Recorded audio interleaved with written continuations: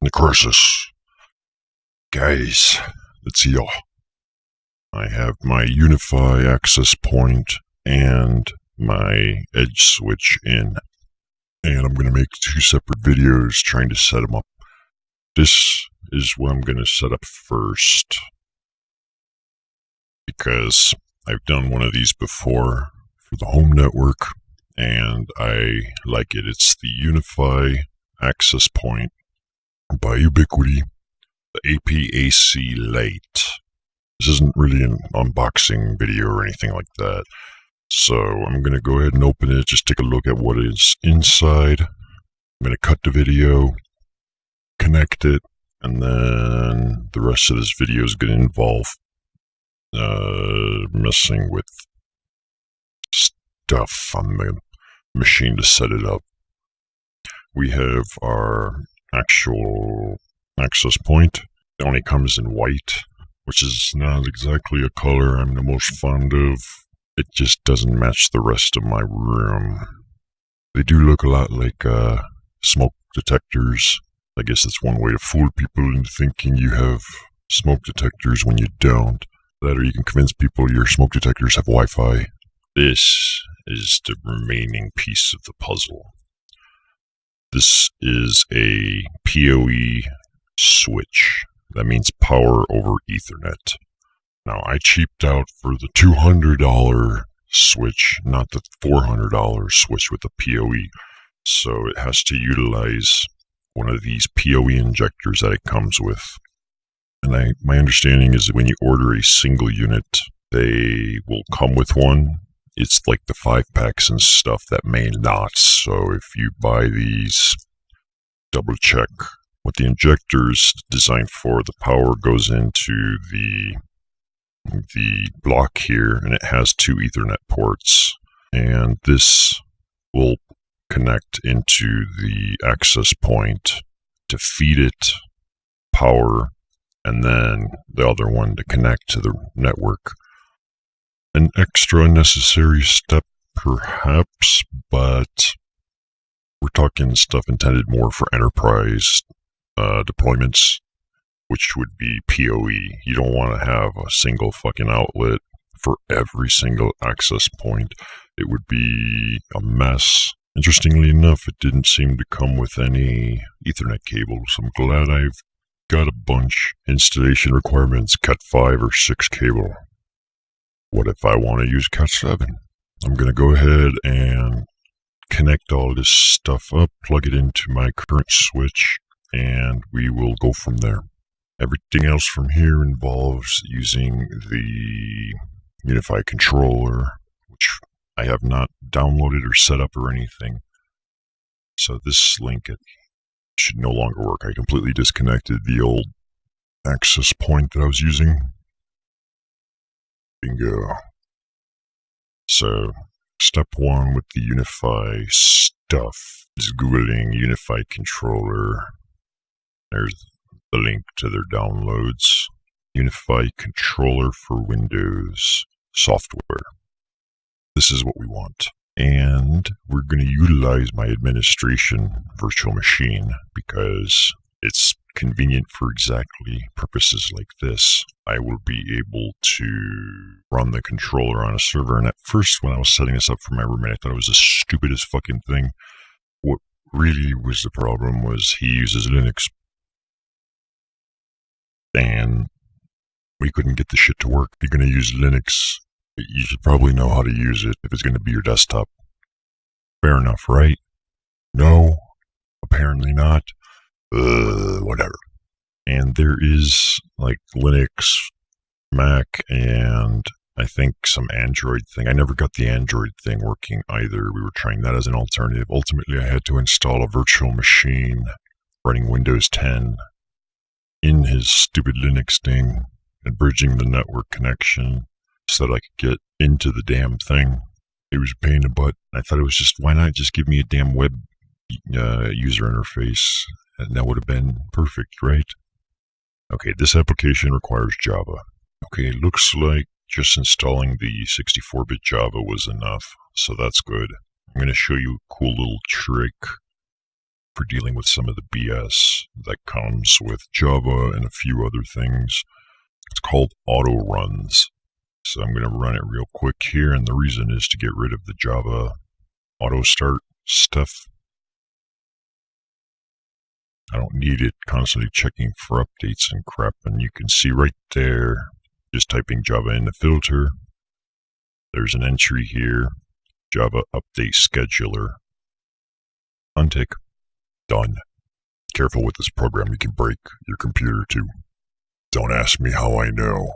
Ask me, I dare you. Now, the access point has a wire going into that PoE injector, and then the LAN's going into my switch. In order for the unifi controller to see one of your devices and be able to work with it, manage it, it needs to be on a layer 2 switch. So it's a little bit of a pain. So you can see the unifi controller. I clicked launch browser once it had started. I can hide, and this thing will probably be set up to auto start. Since this is a server, I can always have that application running. The browser you are using is not supported. Some features may not work correctly. We recommend using Chrome or Firefox. Fuck you, I'm going to keep using Opera. Enable auto backup is fine. Hey, look, I think it sees it right there. Unifi APAC Lite. And it looks like it has an IP right on my normal network. Like, the device has to be adopted and provisioned to the controller. So if you wanted to manage it from, let's say, a new machine, you'd have to adopt it. The settings that it takes on come from the controller. Although once this is set up, you don't actually have to be running the controller, just if you want to manage it. Alright, so let's go ahead and configure Wi-Fi. We shall call my Wi-Fi the Necropolis Data Center. Please review, finish, skip. I think that might be the cloud thing, which I don't want to use. Okay, so this is what the unifi interface looks like on the controller. It shows my devices down here. It says it's adopting, so we will let it do that. On the main screen while it's adopting, I'll show this. When you click down here for devices, it will list the devices that are on there on the controller. And here's where we can see it's adopting.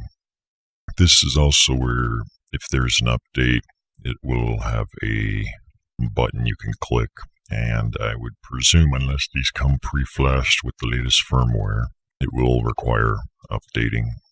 Something's going wrong. Looking at the logs here, it keeps showing every maybe minute or two. It says automatically readopted, and then I wonder if there's a firewall issue. So let's check. We'll just turn it off for a moment to see. Turn off, turn off. Go ahead and completely restart the unifi doodad. Oh, look. That's what the problem was. When the firewall is active, we can see it's adopting. So the Windows server needs to be configured to allow it. I'm going to try doing what my Windows 7 machine did, which was java w.exe.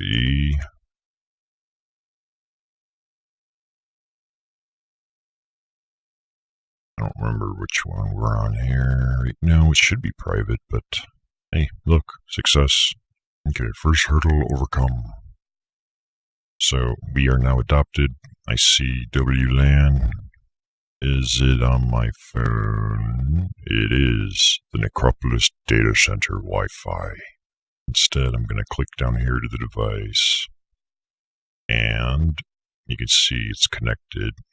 So here we know that the device is on, and it shows the version, and here, upgrade. If I wanted to restart it or something, I can do that. Are you sure you want to upgrade from? 3.4.14 some to 3.7, so that's a pretty big upgrade, numerically speaking. Do its little upgrade process. When it's done, it should reboot and all that fun stuff. Alright, looks like we're connected. I'm going to disconnect myself from my VPN. That way I'm going straight into the Wi-Fi with no other layers in between. I'm going to do a preliminary test here. I think we're only connected to the 2.4 gig because I didn't see the... Getting some decent speeds here. On the down. Significantly faster than my dildo piece of shit consumer access point. Once I install the other switch after this video, it'll plug into the gigabit. So it's not able to go much higher than maybe 90-ish or so, as long as it's on that. Let's finish configuring this baby. Let's see what we can do. Since this is my own AP, I can do whatever the heck I want. Step one, I want to see clients. So there's me. You can see a little bit of your activity and stuff too, like that there's active traffic going and who it's coming from and so on. It lists everyone that's connected. Go down here, go to settings, site. Don't need to mess with those. I do want advanced features because fuck yeah. Automatically upgrade the firmware, no. LEDs on, alerts. Yeah, you can try and alert me to A at B.C. Periodic stuff, blah blah, VoIP. Don't need SNMP. Alright, that's fine. So here's where you can make your network SSID stuff. You can make more Wi-Fis and so on. We can set it on a VLAN. Ooh, how nice. So here we have forced encryption. Now I had at one point in time, the roommate's no longer here, but we had, when we set up their access point, same thing. His computer was the only one. No one's phone had an issue, no one's laptop or anything else had issues. It was only this one guy's desktop that had just an inability to connect to the WPA2 that Ubiquiti was providing through the access point for some reason. I don't know why. And chances are just he had to upgrade or update his firmware or something on his network card, but hell knows. Don't need hotspot, network. What have we got in here? I don't think I need a DHCP server here. I have a router for that. Now, requires unifi security gateway anyway, so I will not have one because I don't want it. That security gateway stuff, guest control, if you wanted to set up guests, which of course I do not. And I don't believe you can do deep packet inspection without the security gateway again. Cloud access, if you wanted to use that stuff, would be potentially useful for people. So yeah, you can see here we have speed 100. The radio 11N BG, 11N AAC. I wonder if it's just doing it automatically. Like when I clicked on it, I don't know how well you guys can see that. I don't really care too much. Otherwise, this window wouldn't be so small in the corner somewhere. I would have myself here, and then you guys wouldn't see anything else but me. But that's not the point of my video. But this Wi-Fi analyzer does show the 5G connections separate. There we go. Now I can see it's connected here with 5G. Back here in the devices menu, when I click on the device, it opened up this control panel properties thing. There's some goodies here to configure. And let's do that first. Or we call this a success and done. Configure radio. So here we can configure the transmitting power if you want to give it more oomph. Looks like 20 is the max. But I'm going to just tell it to transmit at the max amount of power it has. And this is not always the best choice. just to get that out of the way. Because what happens is, even if you can increase the range that the signal from that goes out, your phone, for example, if I'm in my neighbor's house and I see, oh, look, I got like 4 bars on my own AP, which is in here, one house over. What happens is the antenna on the access point is more powerful than the phone. So it can send the data to the wireless device, but the wireless device may have trouble sending data to the access point. So it's a misleading type of thing. And it leads to unusual problems where it's like it says I have 5 bars, but really what's happening is like half the connection is 5 bars. The other half is just your device is not able to really send much data or handle sending the data back.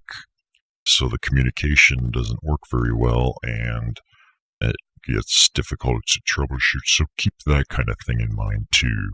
WLANs, we don't need to mess with any of this stuff. Okay, so right here it's using the DHCP, so the access point is just pulling an IP off my router, pfSense in this case, and that's fine. I don't need, like, the web interface is going through this localhost port, which is only accessible because I'm running the controller software. If I close this, the website doesn't work. The web interface doesn't work. So what IP address this thing has on the network doesn't matter. Normally, otherwise, I would assign it a specific IP address. So with the unifi control, you don't have to worry about that. So that's a nice bonus if you're in a server environment. Basically, all I really changed here was the radio power. And I'll probably be dropping that later down the line. Let's go back to this detail thing, because I saw something interesting that I have not used before. I haven't had the balls to try with someone else's gear. This RF environment looks like a fancy pants. I'm just moving that over so you guys can see. There's like a RF scan packet. I think it's just detected.